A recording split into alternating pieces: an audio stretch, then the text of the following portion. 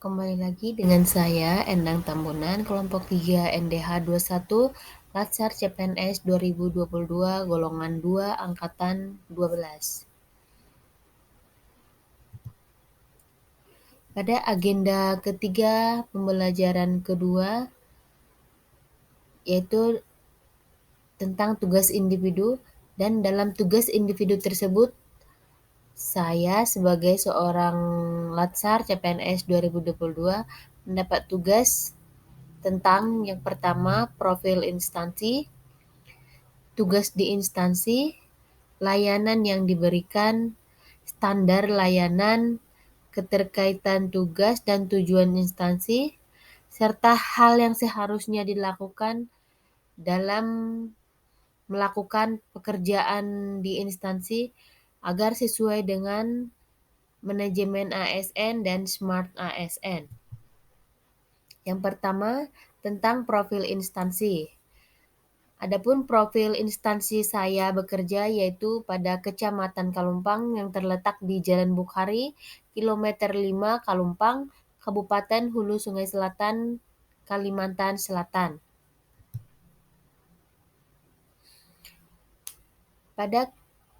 Pada kesempatan kali ini saya akan membacakan visi dan misi kantor Kecamatan Kalumpang. Adapun yang menjadi visinya yaitu menuju Kabupaten Hulu Sungai Selatan yang cerdas, inovatif, teknologis, dan agamis untuk mewujudkan kesejahteraan dunia dan akhirat.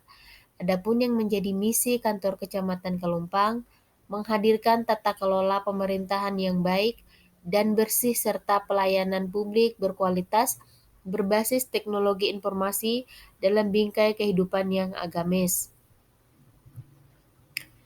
Berikut struktur organisasi yang terdapat pada Kecamatan Kalumpang. Untuk jabatan tertinggi ada pada Camat Kalumpang.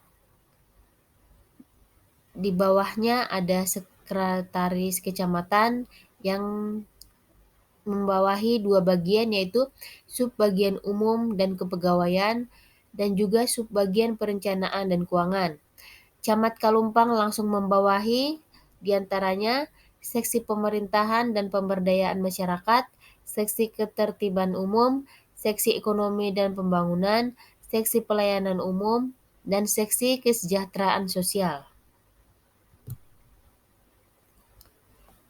Adapun jabatan tertinggi ada pada Camat Kecamatan Kalumpang oleh Bapak Miftahul Ulum, SSTP, dengan jumlah pegawai 16 orang diantaranya sebagai ASN dan 3 orang adalah sebagai honorer.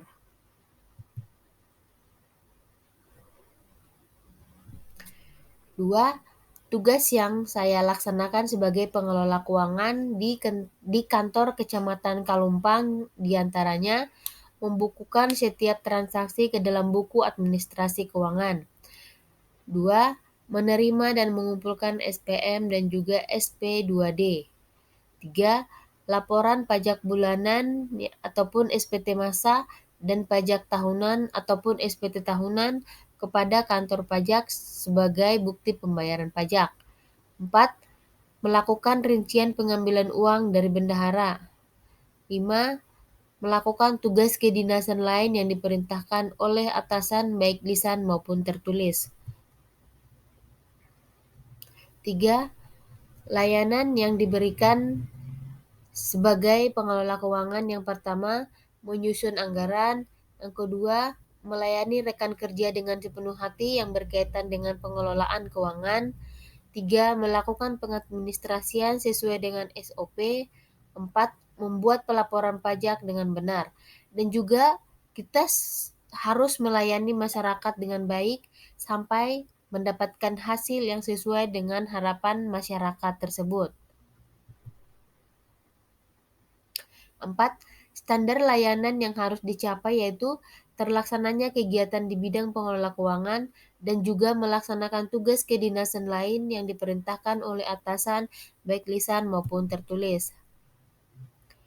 5. Keterkaitan tugas yang dilaksanakan dengan tujuan instansi adalah bahwa bentuk layanan yang telah dilaksanakan oleh pengelola keuangan telah sesuai dengan pedoman dan juga visi dan misi instansi, yaitu menghadirkan tata kelola pemerintahan yang baik dan bersih, serta pelayanan publik berkualitas berbasis teknologi informasi dalam bingkai kehidupan yang baik.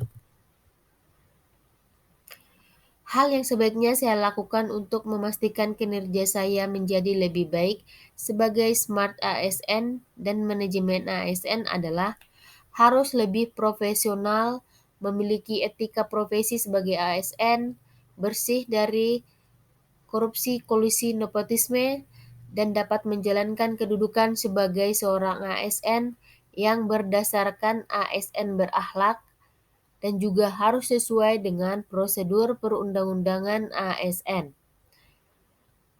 Demikianlah video dalam agenda ketiga, pembelajaran kedua yang saya lakukan. Terima kasih.